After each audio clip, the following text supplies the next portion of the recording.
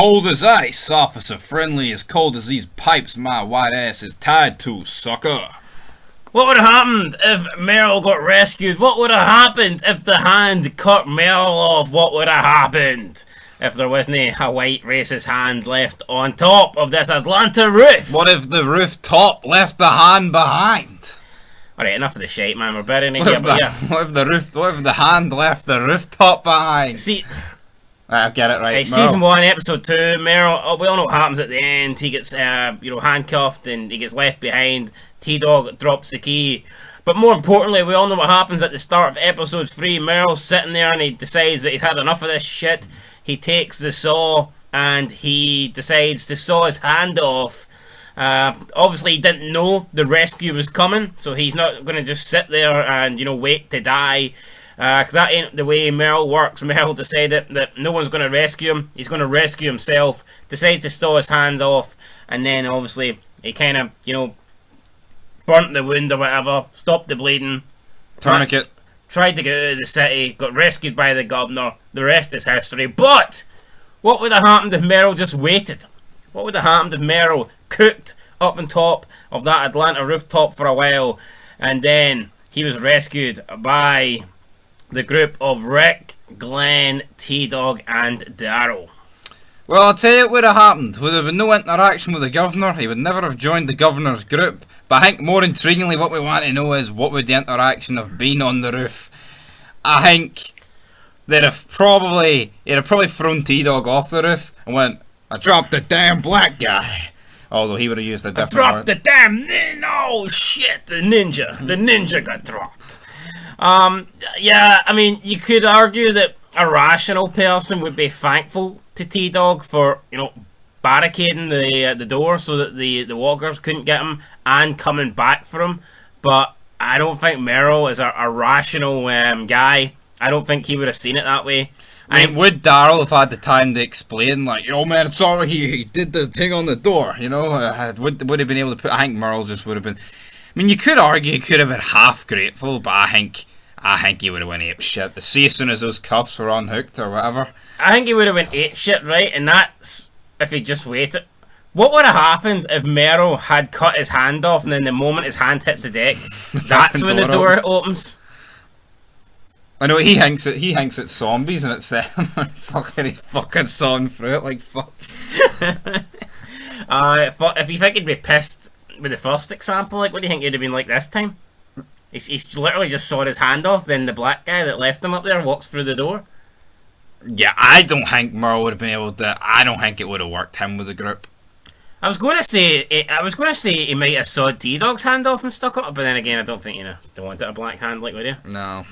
Nah, I mean, I think once Merle got left on this group, I think he was done. I just don't think he'd have been able to fit in with the group.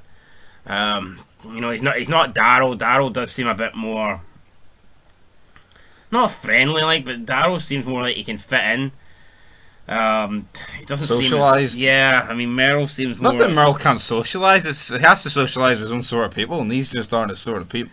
Nah, I mean, yeah... His sort of people burn crosses and fucking ride Harleys. And... This group might have been a bit too diverse for Merle. But I tell you what, I would love to have seen Merle in Sons of Anarchy. He would have fit right in as a Sam Crow member. Any sort of Sons member. Get him in San Bernardino. I don't know if you can ride with one hand, like, but... we'll never know. But yeah, Merle, would it be interesting?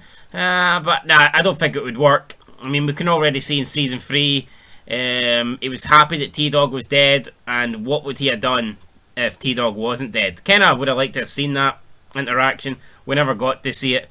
But yeah, I just think leaving Merle, I just don't think he's the kind of guy that would have thought, well, you know what, thank you T-Dog for rescuing me, and I just don't think so, nah. Nah, never would have done it. I think T-Dog... Someone probably would have died in the rooftop. Yeah. Or at the very least, he probably would have got handcuffed again. Handcuffed his other fucking arm? For fuck's sake, Rick! I tell you what, see if he cut his arm off and then he got his other one, how would you be able to saw that off? No chance, you'd have to use... You couldn't, like... I was going to say you could use it. You couldn't use it. Fucking try and... Oh. No, that'd be difficult. Anyway, Merle, yeah, I think once T-Dog left him there and the key got dropped, it was all over. It was game over. So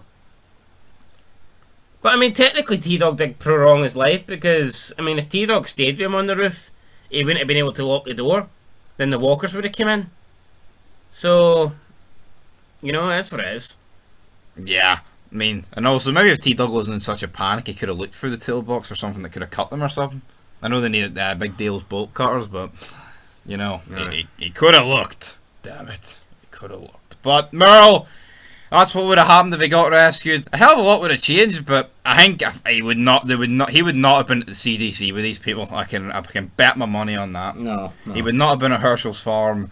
I think him and Daryl just would have took off. Yeah. Because Daryl would not have got closer with the group.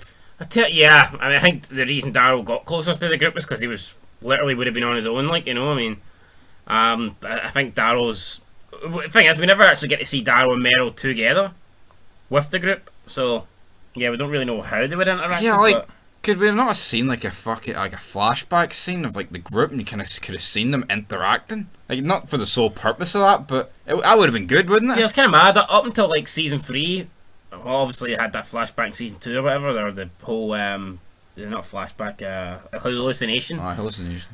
But we never got to see Merle and Daryl in the same shot. You never got to see Merle and Shane. I mean, I would have liked to have seen how those two would have interacted with each other. So yeah, it's a lot of good stuff that we never got to see. And yeah, that's pretty much it, guys. Till next time, we'll catch you in the next one. Till then, peace.